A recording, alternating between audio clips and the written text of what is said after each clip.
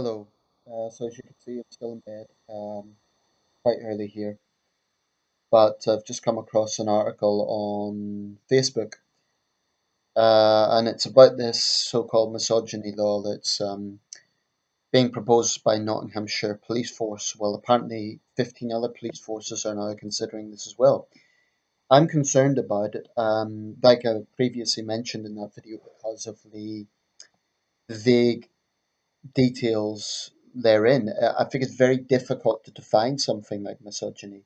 Obviously, it means hatred of women and girls. But when you start to bring something like that into legislation, the problem I have with this law is making a blanket statement of situations and saying it's all misogyny. And that fits right into the feminist narrative. Basically, anything feminists don't like is misogyny. If a man disagrees with a woman, it is misogyny. And they also conflate issues like sexism with misogyny. I think there's a problem here because if we take misogyny in its purest form, excuse me, that's my alarm going off. If we take misogyny in its purest form, it's hatred of women and girls. That's obviously not a pleasant thing, but there's most forms of hatred. Um, Certainly, I believe there should be legislation to protect women from harassment and from domestic violence and so on. Those are important issues. And from rape. A woman who's been a victim of that, and men for that matter, should expect full justice, and they should expect to be treated with sympathy. But like I say, I just think this is a very slippery slope when we are now starting to define words as a crime. Um, and I'd like to see the chief constable of the Nottinghamshire Force actually define what this is. Um, I personally view it as pandering to the worst sort of divisive feminism. And of course, predictably, there's no law against misandry. Sadly, that word doesn't have as much traction as misogyny, but it's very much a reality. Misandry is hatred of men and boys. If we're going to take anything that can be construed as insulting to women as misogyny, then most feminist rhetoric is misandry because this never ending male shaming is absolutely central to the philosophy of feminism. That's irrefutable. And male feminists who want to keep their head in the sand and ignore that, it's up to them. But that's what modern feminism has become, a never ending crusade of male shaming. But there is a particular issue I want to address, and that is this myth of the patriarchy. Um, I would concede that traditionally we did live in a sort of patriarchy, and I would also add that it impacted men just as much as women. In that regard, early feminists, i.e., the suffragettes, certainly had a fair point. I mean, those days women did not have equal legal rights. They couldn't vote, they couldn't own property, and so on. So there were a lot of issues that women were not treated fairly in. Paradoxically, men also suffered from that because it was men who were expected to go and die for the country, and they died in their thousands in the Somme and Passchendaele. Um, so that sort of patriarchy and rigid gender roles did impact both genders. I can see that. What I cannot accept is that sort of patriarchy exists today, and feminists insist it does. A few days ago, Diane James became the new leader of UKIP. I'm not going to comment in great detail about that. I'm not a supporter of UKIP, and I don't know that much about her except that she's made a few appearances on Question Time, and she's quite a prominent figure within the party. But what that basically means now is virtually every major political party in Britain, with the exception of Labour and the Liberal Democrats, is now run by women.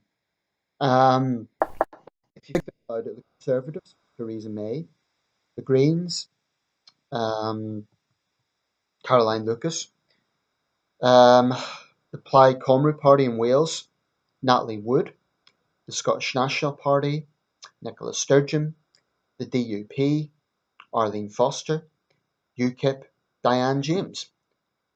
So this notion that women don't have power in Britain is beyond crap, and feminists are deliberately lying when they say that. Um, Notwithstanding the fact that our head of state is a woman, the most powerful politician in the country is a woman. That's not good enough for feminists because it doesn't fit into their divisive agenda.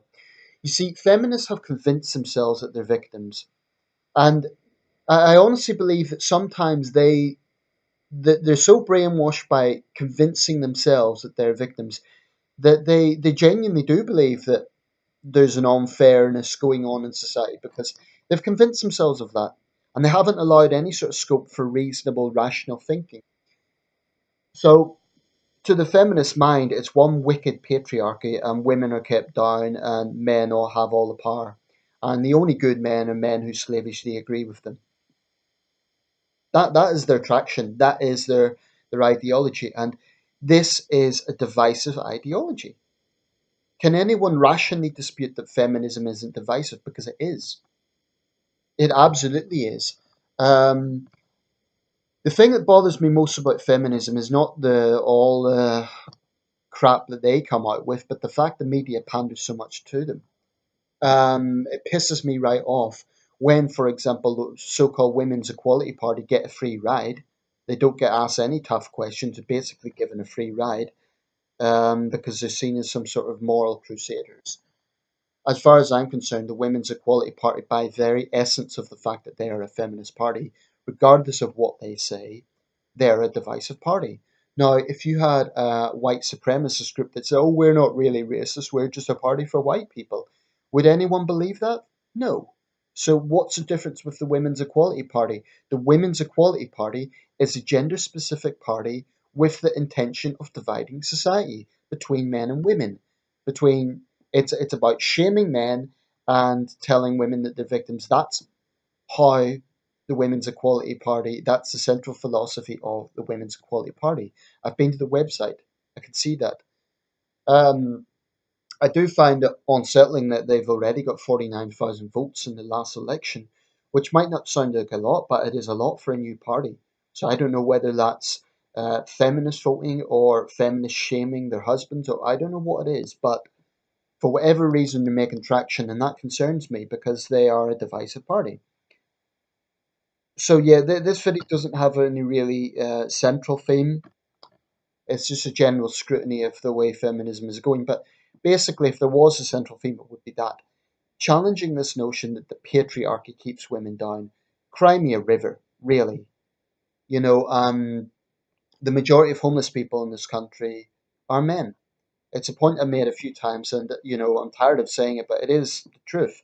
If you look at Centrepoint or other major homeless charities and look at the sort of demographics of their figures, it tends to be largely men comprise of homeless figures. That's not to say that there aren't homeless women, and I'm not taking anything away from that. It's terrible being homeless, whoever you are. In fact, in my city, I know two young women who are homeless. So I'm not trying to say that that isn't an issue. I'm just saying that if we're going to look at issues that disproportionately impact women, then why the hell shouldn't we look at issues that disproportionately impact men? I'm sick and tired of feminists talking about the pay gap. What they're really talking about is powerful women at the top who might be making slightly less than powerful men at the top. Meanwhile, people who are at the very bottom of society, we often hear about men, why men don't talk about depression. Um, but when feminists constantly send out this narrative that all men are privileged, perhaps that could be part of the reason. I don't know. I think it's also partly male pride, but I certainly wouldn't blame feminism for all the problems that men face, but I do blame feminism for trivializing men's problems and saying, there's a real mixed message they send out. There's on one hand, Emma Watson in her speech said, oh, men do have issues and we should recognize that. Well, that's very nice, Emma. So then tell your fellow feminists to stop male shaming, to stop constantly trivializing men's issues, because I guarantee you something. When male MPs raise these issues, they're shouted down, they're laughed at, and feminist MPs basically don't give a damn. The likes of Jess Phillips thinks it's something funny. Sadly, we have a situation in this country where you can't freely criticize feminism. Oh, of course you can do it, but what I mean is you can't do it without a serious without the sisterhood ganging up on you and trying to shut you down. This is a very nasty movement, and they're not interested in debate. All they're interested in doing is yelling their opinions and shaming half the human race, and I'm sick of them.